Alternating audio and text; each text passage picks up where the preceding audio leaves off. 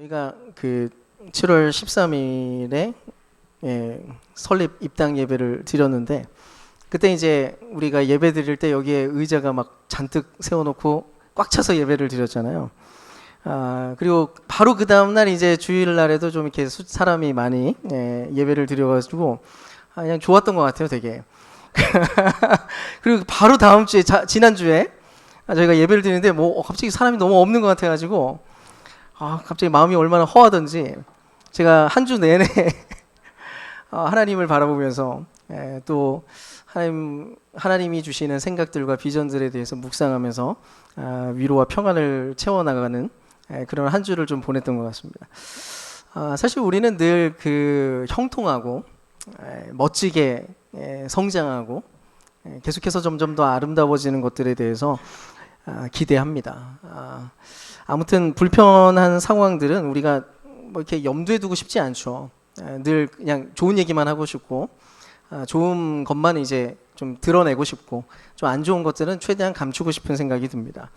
아름다운 로맨스가 진행되고 나서 그 다음에 이제 행복하게 결혼하고 잘 살았더라라고 끝나면 좋겠는데, 근데 그 이후에 곧 결혼 지옥과 육아 지옥이 펼쳐지는 일들은 굉장히 흔한 일이죠. 오늘 우리가 보는 본문이 딱 그런 불편함을 폭로하는 이야기입니다. 우리가 바로 앞에까지 사도행전 이야기를 보면서는 굉장히 아름다운 공동체에 대한 얘기였어요. 성령이 임했고 그 성령이 임한 새로운 공동체가 너무 멋지고 아름답게 시작이 됐습니다. 그들은 한 가족처럼 지냈고 그 안에 사랑이 막 넘치는 것처럼 보였어요. 근데 너무 좋은 장면을 보다가 갑자기 오늘 장면에서 한 부부가 즉사하는 일이 벌어집니다. 심지어 이게 외부 세력 때문에 일어난 일도 아니었고요. 오히려 하나님이 진노하시고 그래서 하나님의 심판의 결과로 이 공동체 안에 그런 일이 벌어졌다는 사실이 이게 너무나 굉장히 큰 충격이었습니다. 더군다나 이 부부는 나쁜 의도로 처음부터 들어온 사람들이 아니었어요. 지금 성경을 보시면 이들은 분명히 그 공동체 안에서 가족으로 인정받던 사람들이었습니다. 진정한 가족이 되어서 그 안에 참여했다고 생각했고 그렇게 확신하던 사람들이고 오히려 그 안에서 칭찬받는 어떤 누군가였을 가능성이 굉장히 높아요. 그리고 우리가 이 사건을 익히 다 알지만 이 내용을 우리가 볼 때 이게 죽을 일인가, 이렇게까지 할 일인가 싶은 생각이 또 들지 않습니까? 이 사람들은 그래도 자기 재산을 팔아가지고 이거를 공동체에다가 내준 사람이에요. 다 낸 게 아니라 감춰서 그렇지 어쨌든 그래도 자기가 갖고 있는 그 재산들을 거기다가 내어놓았다는 것만으로도 이거 굉장한 일 아닙니까? 근데 두 부부가 모두가 다 즉사를 했다니까 너무 충격인 거죠. 그래서 우리 안에는 의문이 떠올라요. 너무 무자비한 거 아닌가? 아무리 그래도 이 사람들이 그래도 헌금한 건데 안 바친 것도 아닌데 재산을 뭐 전부 팔았다가 그래도 뭔가 좀 아쉬운 마음이 좀 들고 뭐 아까워서 그랬는지 좀 일부 감춘 것처럼 보이는데 뭐 그럴 수도 있지, 사람이 좀 연약하니까 그럴 수도 있는 건데 어떻게 이렇게까지 하실 수가 있는가, 이런 생각이 드는 거예요. 그래서 우리가 이제 이 이야기를 좀 추적을 해보고 해석을 할 필요가 있습니다. 사실 이 심판의 이야기는 성경 안에서 굉장히 드문 케이스입니다. 하나님의 심판이라고 하는 게 사실은 굉장히 유예되곤 했어요. 그러니까 아무리 나쁜 짓을 저질러도, 왜 악한 일을 저질러도 이렇게 하나님께서 빨리 벌하지 않고 빨리 해결해 주지 않고 왜 이렇게 악이 계속해서 그대로 번성하게 두시는가, 뭐 이런 탄원들이 오히려 많습니다. 근데 오늘 여기에서는 갑자기 순식간에 초고속으로 즉결 심판이 이루어졌어요. 이 내용을 우리가 이해하기 위해서는 지금 상황을 좀 정리하고 이게 지금 어떤 전제를 가지고 있는지를 이해할 필요가 있습니다. 이게 뭐냐면 지금 현재 세워진 이 공동체는 마치 구약의 성전처럼 기능을 하고 있었습니다. 자, 아주 특별한 일이 지금 벌어졌어요. 성령님이 임해가지고 이전에는 그런 일이 없었는데 어느 한 공동체 안에 어떤 한 사람들 집단 안에 성령이 임해가지고 그들이 공동체가 되는 일이 벌어졌습니다. 그리고 그 공동체 자체가 곧 성전이라고 불렸다는 거예요. 여러분, 원래 성전의 기능이 뭔가요? 성전은 왜 존재했습니까? 이유는 이겁니다.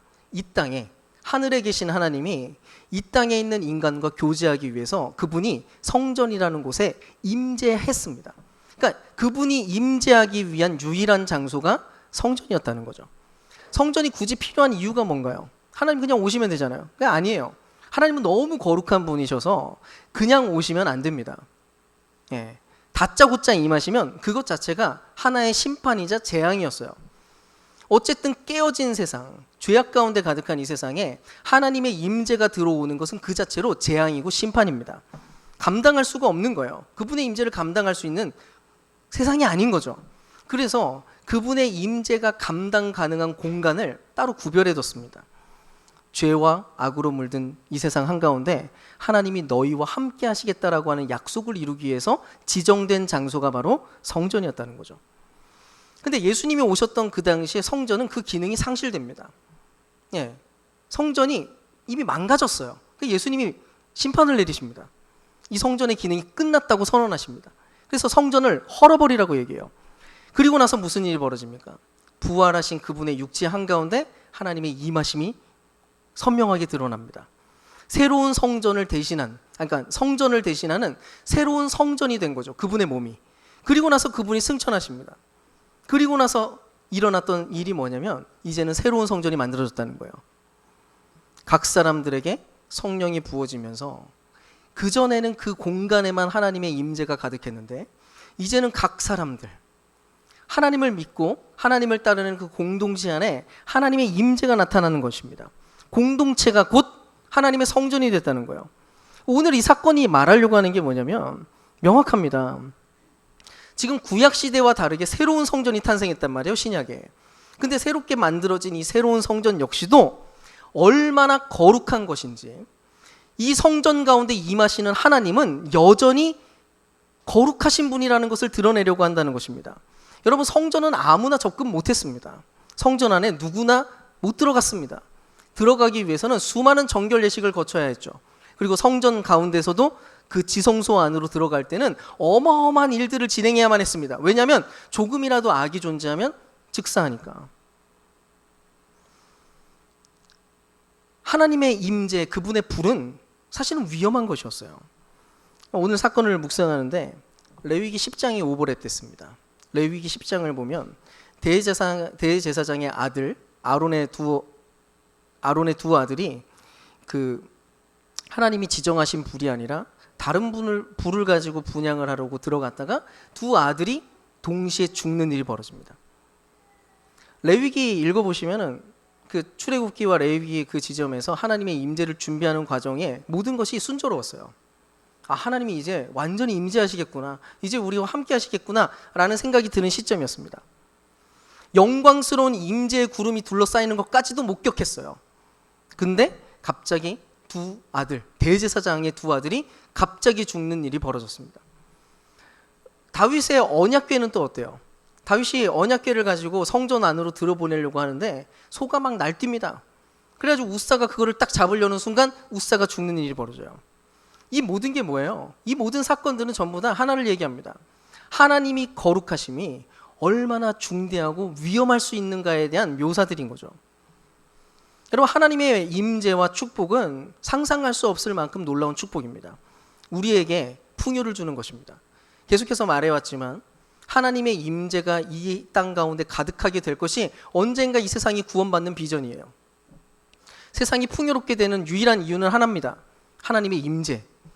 언젠가 그분이 다시 오실 그때 임재가 충만하게 된 그 사건이 벌어질 때야 이 우주는 마침내 풍요로워질 겁니다. 그게 하나님의 임재인데, 근데 그것이 결코 함부로 다룰 수 없는, 적어도 죄와 악에 연루된 인간들에게는 이 그분의 임재와 거룩하심이라고 하는 것은 극도로 위험한 어떤 것이라는 경고라는 것이죠. 그럼 우리 같은 죄인들한테 하나님이 함께 하시고 임하신다라고 하는 이야기들은 진짜 놀라운 은혜입니다. 이 은혜 앞에서 우리는 감격할 수밖에 없어요. 근데 동시에 우리가 받은 이 은혜에 대해서 이 은혜를 멋대로 함부로 다룰 수는 없다는 것입니다. 여러분, 우리가 교회가 되었다는 거, 우리라고 하는 존재 안에, 나 같은 존재 안에 성령이라고 하는 그 어마어마한 존재가 우리 한가운데 역사하시고 임하기 시작하고 마침내 우리를 향해서 하나님의 전 성전이라고 불리우게 됐다는 것은 여러분, 양면성을 갖고 있다는 것입니다. 하나님은 거룩하셔서 우리에게 은혜를 베푸십니다. 근데 그것은 결코 값싼 은혜가 아닙니다. 죄를 그분은 미워하시는데 얼마나 미워하시냐면 자기 아들을 십자가에 못 박아 죽게 할 만큼 그분은 죄를 미워하십니다. 이 사실에 대해서 우리가 인식하고 있어야 된다는 것이죠. 자, 이제 이 사건에 대해서 좀 깊숙이 들어가 보겠습니다. 자, 거룩한 교회, 성전 안에, 하나님의 임재 공간 안에 지금 무슨 일이 벌어졌어요? 죄를 지은 거죠. 근데 무슨 죄를 지었던 걸까요? 이 사람들은 지금 나름의 착한 일을 했다고요. 재산을 진짜로 팔았어요. 그리고 그거를 사도들에게 내놨습니다. 여러분, 아무리 우리가 적은 금액이라고 해도 자기 지갑을 열어가지고 그 지갑에 있는 돈을 꺼내가지고 이것을 다른 사람에게 내어놓는 것은 절대로 쉬운 일이 아닙니다. 어려운 일이죠. 보통 일이 아닙니다. 근데 이들은 진짜로 그걸 시도했어요. 정말로 재산을 팔았어요. 근데 문제는 그 다음에 있어요. 이들이 지금 전부를 바치는 게 아니라 일부를 바쳤는데 그것 자체가 문제가 아니라 성경은 주목하는 단어가 있습니다. 마치 전부를 바친 것처럼 속였다라고 하는 단어에 주목합니다. 자, 그들이 한 일에 가장 심각한 문제는 속인 일입니다. 아마 이들이 차라리 일부를 정직하게 자기 재산의 일부만 바쳤으면 아마 칭찬받았을 겁니다. 네. 근데 성경은 이 사건에 대해서 이거를 그냥 단순한 거짓말로만 표현하는 게 아니라 성령을 속이는 일이었다고까지 얘기합니다. 성령을 속였다라고 얘기해요. 자, 우리가 성령의 전인데 성령을 속였대요. 자, 무슨 일이 벌어졌냐면 우리 안에 하나님의 거룩하심이 나타나시고 임재가 드러난단 말이에요. 무슨 일이 벌어지는 거냐면 지금 거룩을 조작하는 일이 벌어졌다는 것입니다. 이 공동체가 마치 거룩한 척하는 일이 벌어졌다는 거예요. 사도행전 5장 4절을 보면 그대는 사람을 속인 것이 아니라 하나님을 속인 것이요 라고 이야기합니다. 지금 교회라고 하는 공동체는 새로운 성전이었는데 이 아나니아와 삽비라의 거짓말과 횡령 때문에 이 교회가 가지고 있었던 아름다운 거룩의 가치가 망가질 위협 한가운데 지금 처하게 됐다는 거예요. 교회가 아까 전까지 진행해 왔었던 순전한 삶의 방식이 있었어요. 근데 이 순전한 삶의 방식이 의심받게 되는 겁니다. 왜? 조작하기 시작했거든요. 여기는 거룩해. 여기에는 이런 일이 벌어져. 라고 조작을 하기 시작했다는 거예요. 하나님의 역사가 일어나고 하나님의 일로서 존재하는 어떤 공동체가 되는 게 아니라 사람이 의도적으로 억지로 만든 어떤 조직체처럼 변환되는 일이 벌어졌다는 것입니다. 구약시대에 지성소 안에 들어가면 죄인이 들어가면 즉사했던 것처럼 지금 아나니아와 삽비라가 부적절한 예물, 하나님이 규정해 놓지 않은 부정한 불을 가지고 성전에 들어왔다가 지금 즉사하는 장면인 거예요. 여러분 잘 기억하십시오. 하나님의 임재는 조작할 수 없습니다. 예배당의 분위기를 아름답게 만들고 적절히 분위기 좋은 멘트를 날리고 분위기 좋은 음악을 깔아가지고 하나님의 임재를 조작하는 게 불가능합니다. 하나님은 그런 식으로 임재하는 분이 아니거든요. 지금 마치 그런 일이 벌어진 거예요. 근데 자, 이들은 대체 왜 그럼 이런 짓을 했을까요? 단순합니다. 바로 앞에 이런 내용이 나와요. 바나바가 전 재산을 바칩니다.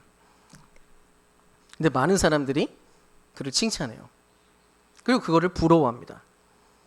근데 이제 칭찬을 받고 싶은데 모든 것을 바치는 모험까지는 하고 싶지 않았고 그래도 이 바나바가 얻은 그 영광과 칭찬을 자기도 누리고 싶은 마음이 들었던 거예요.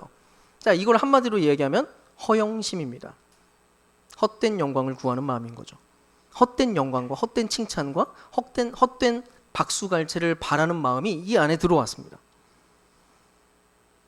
여러분 이 문제는 사실 현대를 살아가고 있는 우리들한테는 굉장히 어려운 유혹이에요. 우리는 허영심을 조장하는 세상에 살거든요. 우리는 누구나 인정과 명예를 원합니다. 우리는 사람들이 알아주면 좋겠어요.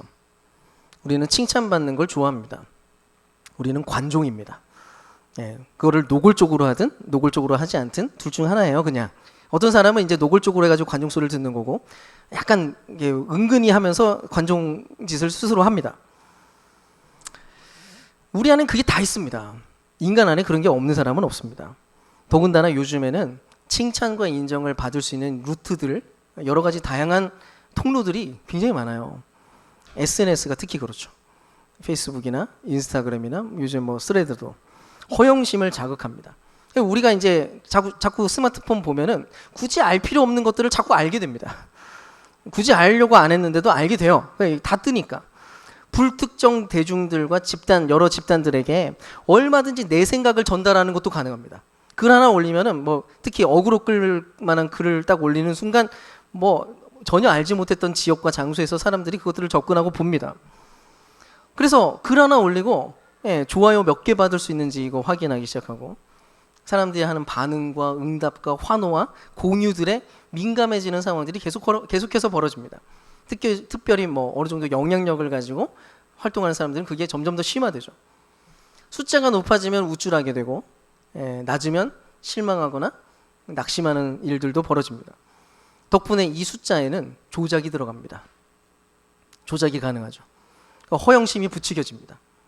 나의 실제 모습과 진실한 모습이 드러나는 게 아니라 이 숫자가 올라갈 수 있는 것들만을 보여주려고 합니다. 부추기게 되는 거죠. 사회 전체가 근데 그렇게 살고 있어요. 몇 년 전에 묻지마 살인이 벌어졌습니다. 무차별 살인을 저질렀어요. 그때 잡혀가지고 그 사람이 했던 말이 인터뷰가 그거였습니다. 나는 불행한데 내 주변에 있는 모든 사람들이 행복한 게 난 너무 화가 난다. SNS를 열면 모두 다 잘난 사람들만 보이고 모두가 다 행복한 것만 이야기하니까 다 맛있는 음식 먹으러 다니고 화려한 옷 입고 맨날 보면 뭐 시계 막 엄청 좋은 거 찍혀 있고 차키 막 좋은 차들 보여주고 멋진 곳으로 여행 다니는 사람들, 이상한데 여행 간 사람들은 안 찍죠. 좋은데 이렇게 좋은 곳만 딱 찍잖아요. 근데 그게 실상인가 허상인가, 그게 진짜인가 아니면 허상인가, 이미 우리는 알고 있어요. 폭로되고 있으니까. 허상입니다. 사람들은 불편한 것은 감추려고 하고요, 좋은 것들, 사람들이 그래도 좋아요라고 얘기해 줄 만한 것들만 보여주고 싶어 합니다. 클로즈업 한 거죠. 주변에 있는 온갖 불편한 것들은 다 제거하고 화면 안에 클로즈업 해가지고 좋은 것만 딱 담아 놓습니다. 아나니와 삽비라가 했던 거짓말이라고 하는 게 사실 이런 맥락 안에 있어요. 더군다나 한국인들의 문화, 우리가 살고 있는 이 한국 문화와 문화 자체가 명예와 가문과 체면을 중시합니다. 명예 되게 중요하게 생각하고 우리 가문 얘기하는 사람들 얼마나 많은지 몰라요. 유교 문화권 자체가 그게 크죠. 근데 일제 강점기 지나면서 관료주의, 계급 문화까지 추가되면서 이게 더 심화됐습니다. 그래서 한국인들은 보통 뭐 좋아하냐면 직위 불러주는 거 좋아해요. 이름 부르는 것보다. 누구씨 이게 아니라 뭐 부장님, 박사님 뭐 이런 거. 특히 해외에 가면은 해외에서는 다 그냥 이름 불러요. 제가 알고 있는 저기 개척하신 선교사님 한 분도 계시는데 외국에서 오래 살고 오셨는데 그분은 그래서 교회 안에서도 그냥 그 스티븐이라고 불러요. 모두가 다 스티븐 부릅니다. 우리는 이름을 부르는 것보다 직위 불러주는 거를 더 중요하게 생각하고 좋아하죠. 그래서 유명 인사들이나 뭐 이런 사람들은 자꾸 학력 부풀리거나 가짜 학위, 가짜 박사학위로 자기를 포장하는 일들이 계속 벌어집니다. 왜? 그런 거 좋아하니까. 그렇게 불리는 것들을 사람들이 또 이렇게 주목하고 있으니까. 그런데 이런 허영 문화에 심각하게 골마가고 있는 대상은 사실 또 따로 있어요. 청년들입니다. 그게. 지금 이 사회 자체가 젊은이들한테 소망을 안 주니까, 못 주니까 허영 문화를 생산하는데 지금 훨씬 더 적극적입니다. 이들은 이걸로 살아요. 왜? 현실에서 진짜 영광을 얻을 수가 없으니까 가짜 영광에 몰두하며 삽니다. 아무리 노력해도 집 하나 못 사요. 그 상대적 박탈감 때문에 허영적 소비 문화를 만들어갑니다. 최고급 승용차, 최고급 브랜드, 최신 IT 기기를 구매해야 하는데 혈안이 돼 있어요. 다른 거 없는데. 그 가장 적극적인 집단이 그게 청년들이랍니다. 우리 사회가 이래요. 그러니까 이런 사회 안에서 허영을 조장하는 세상 안에서 우리는 자연스럽게 물들어갑니다. 우리의 사고방식이나 우리의 삶의 방식과 패턴들이 자꾸 허영심을 조장하는 그런 문화 안에 잠식되어 간다는 거죠. 여러분 잘 들으세요. 기독교는 아주 오래전부터 허영심이 가지고 있는 치명적인 죄성에 대해서 지적해 왔습니다. 중세시대부터.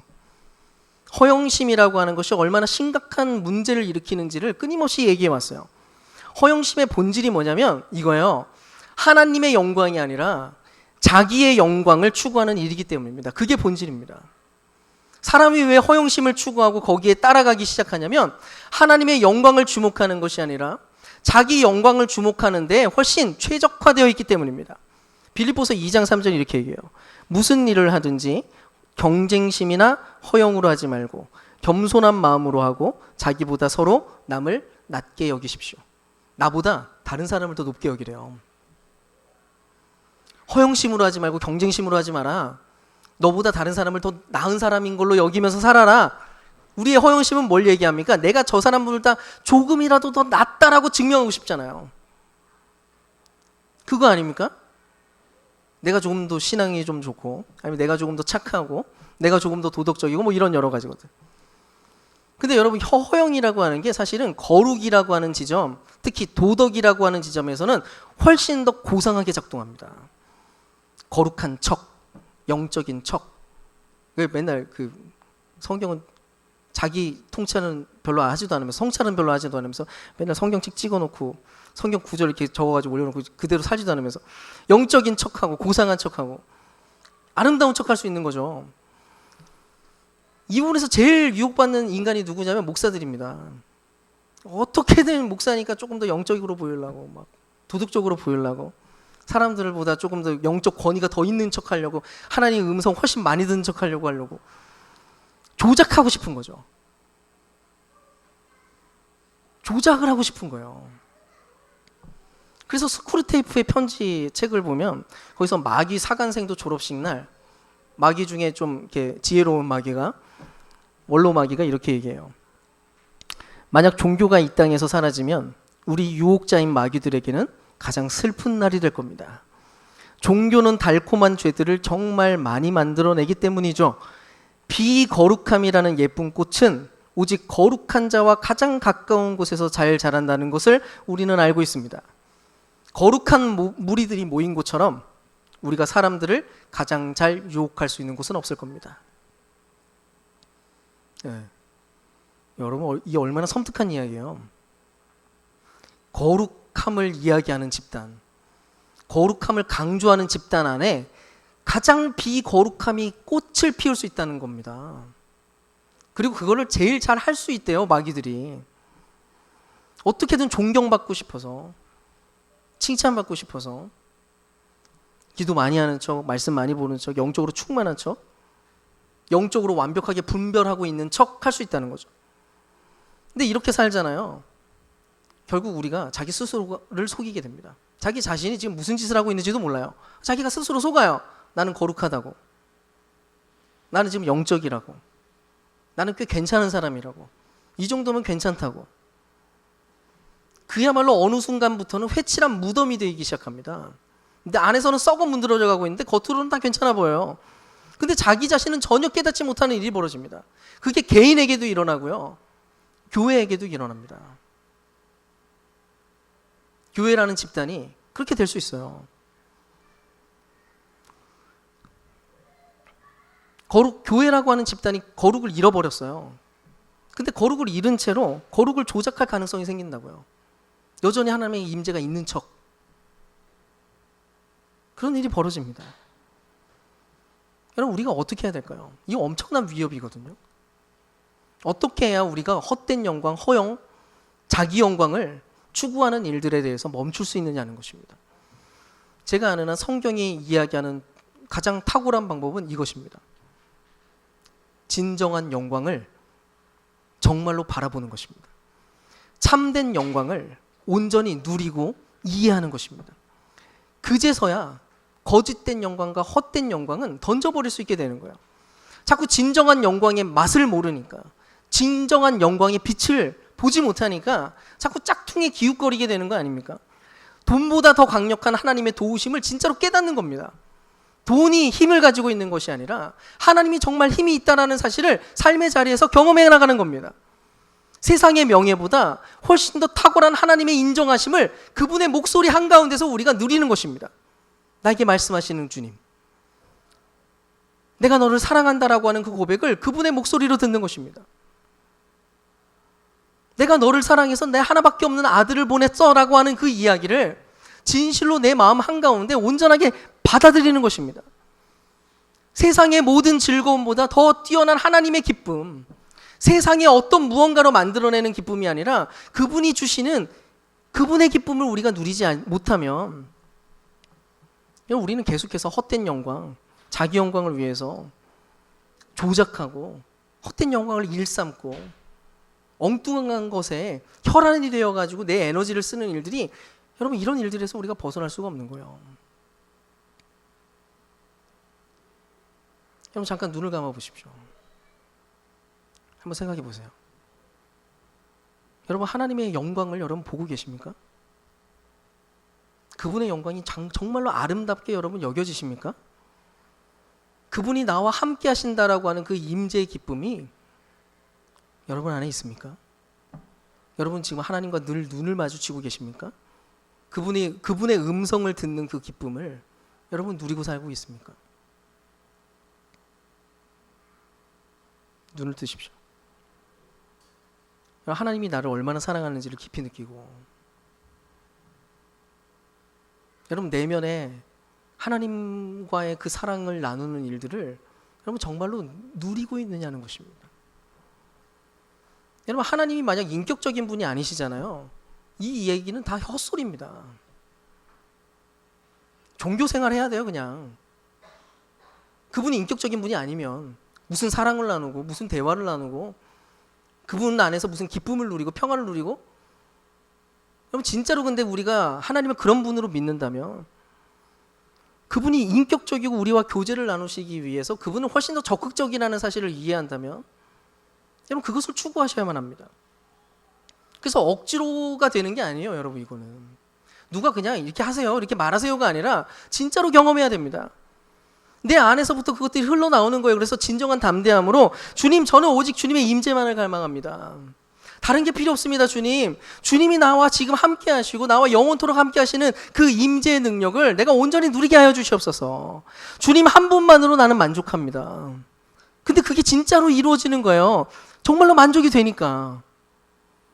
주님, 모든 것이 당신만이 나의 모든 것이고 당신만이 나의 전부입니다. 이 고백이 가짜 고백 말고, 조작된 얘기 말고, 찬양 인도자가 시켜서 하는 고백 말고 진짜 내 고백으로 흘러나와야 된다는 거예요. 여러분, 새로운 공동체, 새로운 교회는 바로 그런 존재들이에요. 그런 일이 가능한 존재들이라고요. 그것을 위해 지어진 성전입니다.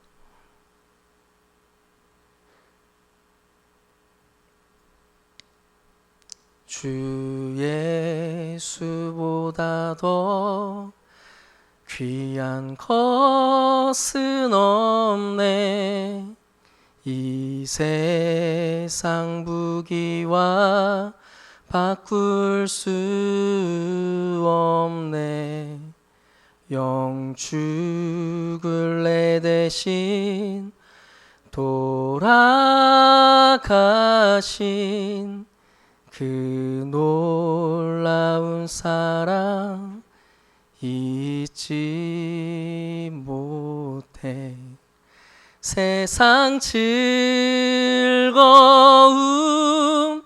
다 버리고 세상 자랑 다 버렸네. 주 예수보다 더 귀한 것은 없네. 예수밖에는 없네. 저는 그날을 기억합니다. 주님의 십자가와 부활이, 그 하나님 나라와 구원이, 나라고 하는 존재가 그분과 어떤 관계를 맺었는지가 선명하게 들어온 그날을 기억합니다. 그분의 나라가 내 안에 임하고 그분이 지금 나와 함께 한다는 것을 처음 경험하게 된 그날, 저는 그것을 누렸습니다. 다른 그 어떤 것도 대체할 수 없는 소망과 기쁨이 내 안에 들어왔습니다. 그날 고백할 수밖에 없었습니다. 밤새 잠을 못 잤습니다. 계속해서 노래 불렀습니다. 낮아요 얻었네. 나 자유 얻었네. 내가 당신의 것이 되었습니다. 다른 것이 필요 없습니다.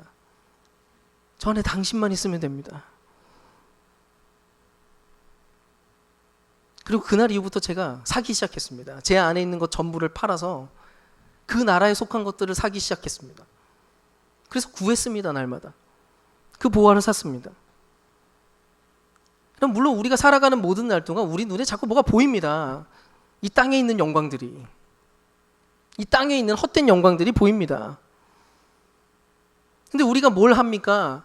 이미 그 약속을 믿고 그 하늘에 속한 보화를 주목하기 위해서 날마다 애쓰는 것입니다. 보는 겁니다. 나와 함께 하시는 그 주님을 다시 또 바라보는 것입니다. 정말로 그게 확인되고 발견될 때까지. 우리의 기도는 거기를 향해 가는 거예요. 여러분, 귀한 성도 여러분, 물론 우리가 살고 있는 이 세상에도 온갖 선하고 아름다운 것들이 가득합니다. 하나님이 주신 좋은 것들입니다.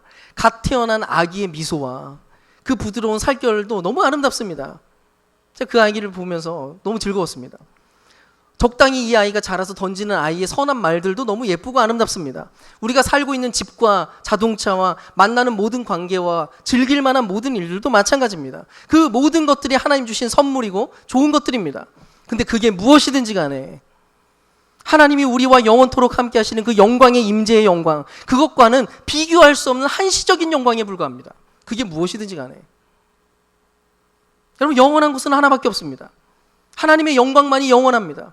그것이 가장 아름답습니다. 여러분, 무엇이 영원한 삶입니까? 참 하나님과 그 아들을 아는 삶이 영원한 삶입니다. 그분을 적당히 아는 것이 아니라, 대충 아는 것이 아니라, 언젠가 들었던 그 수준을 알고 끝내는 것이 아니라, 온 세상을 지으신 하나님, 평생토록 영원토록 알아가도 끊임없이 알아갈 만한 무한하신 그 하나님을 영원히 알아가는 그 삶, 그것이 우리가 살아가는 그 온전한 삶인 것입니다. 여러분, 세상에 속한 것들은 잠시 우리를 만족시키는데요, 곧 탄로납니다. 그걸 우리 압니다. 아직 취업하지 않았을 때 취업에 대해서 얼마나 갈망합니까? 근데 막상 취업하고 나면 그게 또 별게 아니라는 것을 알게 됩니다. 갑자기 힘들어지기 시작하죠. 그토록 원하던 일들이 있어요. 근데 그게 어떻게든, 그게 무엇이든지 간에 그것이 주어지고 나면 다 똑같습니다. 기쁨과 명예는 잠깐이고 다시 목마름과 허영을 찾게 되죠. 헛된 영광을 또 찾습니다. 또 다른 영광을 찾습니다. 근데 하나님의 영광을 누린 자들, 영원히 목마르지 않는 그 물을 마침내 마신 사람들, 그 영광에 정말로 젖은 사람들에게는 허영심이 들어갈 틈이 없습니다. 그리고 그제서야 고백이 나옵니다. 가짜 고백이 아니라 주님 한 분만으로 내가 만족합니다. 그래서 권면드립니다. 여러분, 매 순간 그분의 영광과 그 나라를 알게 해달라고 여러분 구하십시오. 다른 걸 찾지 마십시오. 여러분이 평생을 끊임없이 매일매일 해야 될 가장 유일한 기도가 있다면 이것입니다. 여러분, 우리는 아직 많이 몰라요. 하나님의 임재를 더 누리게 해달라고 하십시오. 그분의 임재는 이 수준이 아니에요. 그분의 임재의 영광은 지금 내가 무엇을 맛보았든지 간에 그 이상입니다. 그분의 사랑이 내게 어떻게 느껴졌든지 간에 그분이 가지고 있는 사랑의 깊이와 넓이와 높이는 내가 맛본 그것과는 비교할 수 없는 것입니다. 계속 알아가십시오. 영원토록. 그리고 믿는 것입니다. 뭘요? 우리가 그리스도 안에서 무조건적으로 용납되었다는 사실을 믿으십시오. 이미 하나님은 우리를 받으셨습니다. 여러분이 누군가에게 칭찬받을 필요가 없습니다. 사람의 영광이 뭐가 필요합니까? 하나님이 우리를 내 자녀라고 부르시는데, 내가 너를 가장 사랑한다고 부르시는데, 너를 가장 특별하다고 말씀하시는데, 그분은 이미 그렇게 받으셨습니다. 그리스도 안에서 우리는 이미 특별한 존재입니다. 어떤 일을 해야만 되는 것이 아니라 우리는 이미 특별합니다. 내가 어떤 성취를 이뤄내고 뭔가를 잘 해내야 되는 게 아니에요. 우리는 이미 하나님의 자녀이고 우리는 하나님의 백성입니다. 우리는 이미 그분의 교회입니다. 이걸 안 믿으니까, 자꾸 못 믿으니까 자꾸 조작하는 거예요. 억지로 만들어내려고. 믿으세요. 우리가 진실한 숲교회 성도다워지는 거 중요한 일입니다. 아마 근데 그래서 우리 안에 자꾸 그런 마음이 들지도 몰라요. 어떤 성과를 내고 싶어서. 우리는 좀 더 건강하고 더 좋은 교회고 싶고 더 좋은 사람이고 싶고 여러 가지 생각들이 우리 안에 그게 나쁜 생각이 아니라 좋은 생각인데도 불구하고 그런 것들이 때때로 우리로 하여금 조작하게 만들 위험이 생긴다고요. 조급해지는 거죠. 조작할 필요 없습니다. 그것 자체가 우리의 목표가 아닙니다. 우리가 할 일은 하나밖에 없어요. 하나님의 영광을 주목하고 그분의 일하심 옆에서 충성스럽고 진실되게 그저 살아가는 것이 중요합니다. 칭찬과 영광의 박수를 우리가 받고 싶을 때 또 때때로 그 칭찬이 부족해가지고 좀 만족이 안 돼가지고 낙심될 때 여러분 영원한 영광이 이미 우리 안에 있음을 기억하시기 바랍니다. 주님을 주목하시고 그 영광에 사로잡히시고 그렇게 하나님의 영원한 임재, 거룩한 임재를 담은 성전으로 온전한 모습으로 살아가는 저와 여러분 될 수 있기를 주님의 이름으로 축원드립니다. 우리 함께 찬양 드리겠습니다.